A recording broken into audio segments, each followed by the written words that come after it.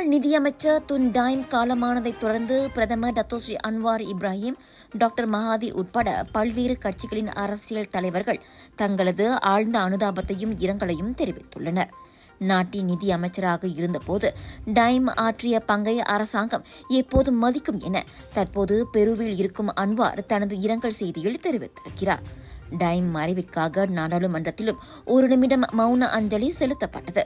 அம்னோவின் முன்னாள் தலைமை பொருளாளருமான டைம் பத்தாலிஞ்சையா அசுந்தா மருத்துவமனையில் இன்று காலை மரணமடைந்தார். அவரது உடல் இன்று காலை மணி 11:30 அளவில் புக்கிட் துங்குவில் உள்ள அவரது இல்லத்திற்கு கொண்டு வரப்பட்டது.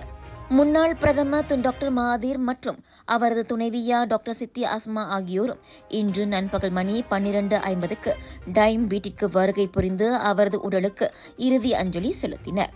டைம் மறைவு குறித்து தாம் துயரத்தில் இருப்பதால் பேசுவதற்கு வார்த்தையின்றி இருப்பதாக மகாதீர் கூறினார்.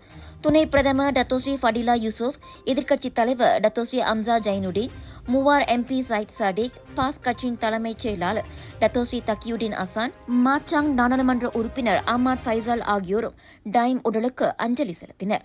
இன்று மாலை மணி 3:15 அளவில் டைம் நல்லுடல் சிறப்பு தொழுகைக்காக மஸ்ஜித் விலாயா பள்ளிவாசலுக்கு கொண்டு செல்லப்பட்டு பிறகு புக்கெட் கியாரா இஸ்லாமிய மையத்து கொள்ளையில் நல்லடக்கம் செய்யப்பட்டது.